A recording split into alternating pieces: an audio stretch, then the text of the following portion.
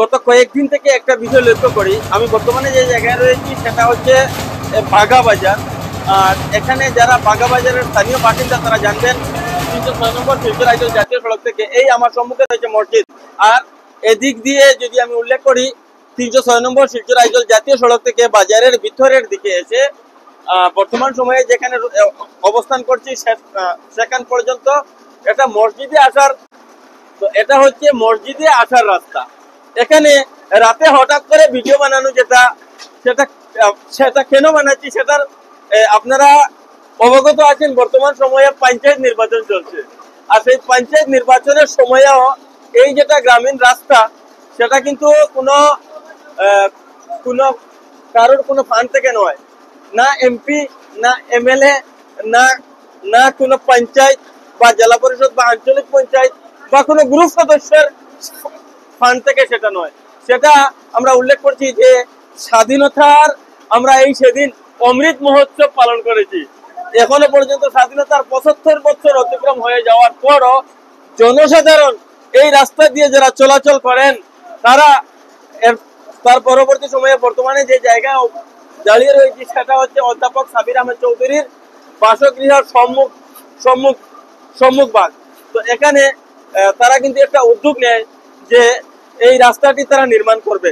তার পরবর্তী সময় থেকে আমরা এখানে দেখি যে মহা কর্মযজ্ঞ, যখন আমার চাক্ষুষ হয় যে এখানে কি একটি মহা কর্মযজ্ঞ চলছে, যখন বিষয়টি অবগত হয় সেটি কোনো গভর্নমেন্ট ফান্ড থেকে নয়, সেটা সম্পূর্ণ পাবলিক ফান্ড সাদা কালেকশন করে এই রাস্তাটি নির্মাণ করা হচ্ছে, তখন আশ্চর্য হই, ভিডিও বানাতে বাধ্য হই। আমরা প্রতিনিয়ত আমাদের চ্যানেলের মাধ্যমে যে সমস্ত বাস্তব বিষয় রয়েছে সেগুলো তুলে ধরার চেষ্টা করি। আর একটি বাস্তব, সেটা হচ্ছে এই রাস্তাটির যেটা দৈর্ঘ্য সেটা 306 নম্বর শিলচর আইজল জাতীয় সড়ক থেকে বাজারেরই একটা প্রান্ত থেকে শুরু হয় সেই রাস্তাটি।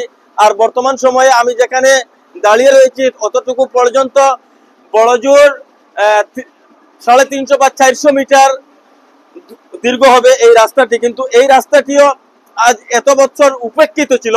এই রাস্তা দিয়ে বাজারে যখন যানজটের সৃষ্টি হয় তখন কিন্তু মোটরসাইকেল বা এভাবে যারা রয়েছেন তারা এই রাস্তাটি ব্যবহার করেন। মসজিদে আসা যাওয়ার মানুষ এই রাস্তাটি ব্যবহার করেন। এই রাস্তার উভয় পাশে অন্তত হাজার মানুষের বসবাস রয়েছে, তারা এই রাস্তাটি ব্যবহার করেন। এই সম্মুখ দিকে মসজিদ রয়েছে, বাগাবাজার জামে মসজিদ সম্বন্ধে আপনারা অবগত আছেন। তো এত গুরুত্বপূর্ণ একটি রাস্তা, সেটা কিন্তু এতদিন উপেক্ষিত ছিল। এখানে অধ্যাপক সাবির আহমেদ চৌধুরী, আমরা ওনার সহিত কথা বলবো, ওনার বক্তব্য আপনাদের সম্মুখে তুলে ধরার দাঁড়িয়ে আছি এখন। যে রাস্তাটা হলো বাগাবাজার জামে মসজিদের উত্তর দিকে 2 নম্বর গেট, যেটা সেই গেট থেকে প্রবেশ পথ থেকে পুরাতন মোটর স্ট্যান্ড পর্যন্ত প্রায় 300 মিটারের মতো রাস্তা। এই রাস্তাটা দীর্ঘদিন থেকে খুব ভাঙাচোরা অবস্থায় ছিল, কয়েক বছর থেকে।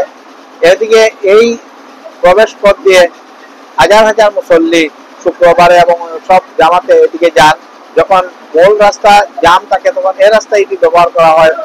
উত্তর দিক থেকে যারা আছেন নামাজি তারা এই রাস্তাটাকে ব্যবহার করে। কিন্তু রাস্তাটা অনেক পঞ্চায়েত অনেকটা এর ভিতরে অতিক্রম, পঞ্চায়েতের কার্যকাল শেষ হয়েছে, এর ভিতরে কিন্তু এমপি এমএলএ দের কার্যকাল শেষ হয়েছে।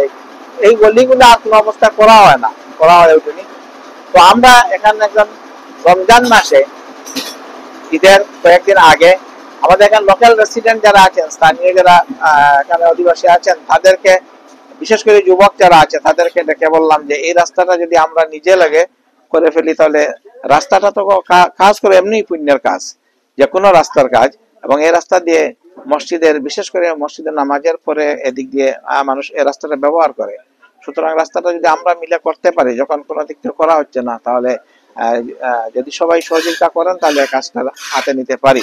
শুধু এদিকে না, পূর্ব পশ্চিমে আরেকটা রাস্তা এই মসজিদের এই জায়গা থেকে, এই গেট থেকে গিয়েছে রুকনি নদী পর্যন্ত এবং ওদিক থেকে গিয়েছে। ওটা কিন্তু পুরাতন পঞ্চায়েত বডির সময় করা হয়েছিল, দুদিক করা হয়নি, সেটা রিনোভেশন সেটা আমরা করেছি ওই পূর্ব পশ্চিমে যে রাস্তার পাশে যারা আছেন রেসিডেন্ট তাদেরকে নিয়ে। এবং পরবর্তীতে এই পদক্ষেপটা নিলাম এখানে যারা এই রাস্তার দুদিকে যারা আছেন, দোকানদার আছেন এবং স্থায়ী বাসিন্দা যারা আছেন তাদেরকে নিয়ে এই উদ্যোগটা নেওয়া হয়েছিল। সবাই স্বতঃস্ফূর্তভাবে এগিয়ে এসেছেন, পয়সা দিয়ে সাহায্য করেছেন এবং নিজে তারা কায়িক পরিশ্রম দিয়েও সাহায্য করেছেন, সহযোগিতা করে। এখানে যারা আছেন এরা সবাই কিন্তু এই সহযোগিতায় আছেন এবং সবাই এখানে নেই। অনেকে বলছেন না সামনে আসার প্রয়োজন নেই। আর রাত এখন প্রায় 8টা হয়ে গেছে, সকাল থেকে কাজ শুরু হয়েছিল, এখন পর্যন্ত কাজ চলছে। আর সেই কাজটা কমপ্লিট হলে এদিকে মানুষের চলাচলের অত্যন্ত সুবিধা হবে। আমরা ধন্যবাদ জানাচ্ছি, অন্তত আমি আমার পক্ষ থেকে ধন্যবাদ জানাচ্ছি যে লোকাল রেসিডেন্ট যারা একটা কথার সঙ্গে সঙ্গে সাড়া দিয়েছেন, পয়সা দিয়ে এবং কায়িক এবং শ্রমদান করেছেন এবং সেই সঙ্গে পয়সা দিয়ে সাহায্য করে এই রাস্তাটা করে দিয়েছেন। আমরা কোনো জনপ্রতিনিধির সাহায্য পাইনি আগে এবং এখনো আর সেটা কামনা করি না, আমরা নিজেই করে নিয়েছি। এবং সামাজিক স্তরে এ ধরনের কাজ করার প্রয়োজন, সবকিছু আমরা, এটা তো দেশের কাজ, সামগ্রিকভাবে বলা গেলে এটাই একটা দেশের কাজ।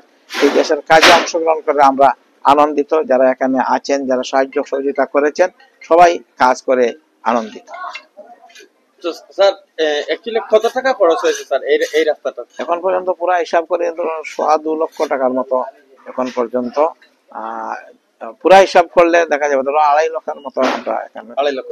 সরকারি হিসাবে তো হলে রাস্তা করলে তো অনেক কয়েক লক্ষ টাকা লেগে যেত, কিন্তু আমরা তো প্রতিটি পয়সা এখানে খরচ করেছি হিসাব করে, সেই জন্য আমরা প্রায় 2.25 লক্ষের মতো আমার এখন পর্যন্ত মনে হয় পুরা হিসাব করলে। পূর্ব পশ্চিমে যেটা স্যার রেনোভেশন, সেটাও কি এই সেটা এরকম ভাবে, সেটা পূর্ব পশ্চিম যেটা সেটা করেছি রমজান মাসে, সেটাও দুদিকের মাঝের রাস্তাটা করে দেওয়া হয়েছে মিডিল, আর দুদিকে যে অংশটা ছিল বড় অংশ সেটা হলো প্রায় 200 মিটারের মতো জায়গা, সেটাও লোকাল রেসিডেন্ট যারা তাদের সাহায্যে সেখানে প্রায় সেখানে লক্ষাধিক মতো 1 লাখের মতো। কিন্তু এটা তো পুরা রাস্তা করেছি, আর ওটা দুই পাশের শুধু রিনোভেশন করেছি, সংস্কার করেছি দুদিকটা, ভাঙ্গাচোরা যেটা ছিল সেটা, আর এটা পুরা রাস্তা করেছি, করা হয়েছে মসজিদ থেকে একদম পুরাতন বাস স্ট্যান্ড পর্যন্ত, প্রায় 350 থেকে 400 মিটার জায়গা এরকম হবে, 300 মিটারের মতো হবে। ফুট যে আমরা হিসাব করেছিলাম 400 ফুট, 5000 স্কোয়ার ফুট। শেষ হয়ে যাবে আগামীকাল, শেষ অংশটা শেষ হয়ে যাবে। তারপরে আমরা এখানে বোর্ড লাগাবো, দুদিকে দুটা বোর্ড, যেটা উত্তর দক্ষিণে একটা পূর্ব পশ্চিমে রাস্তা আছে, দুটাতে দুটা বোর্ড লাগাবো, এবং এটা মসজিদ রোড, মসজিদ লেন, সেটা constructed by the local resident, estimated cost যত হবে সেটা লাগিয়ে দেবো। আর পূর্ব পশ্চিমে যেটা সেটা হলো সেটাও মসজিদের একটা অংশ, সেই রাস্তাটা রূপনী নদী গিয়েছে, নদী পর্যন্ত গেছে, সেটাতে একটা নাম দেবো এবং সেটা constructed by the local resident, renovated by the local resident, estimated amount যত হবে সেটা আমরা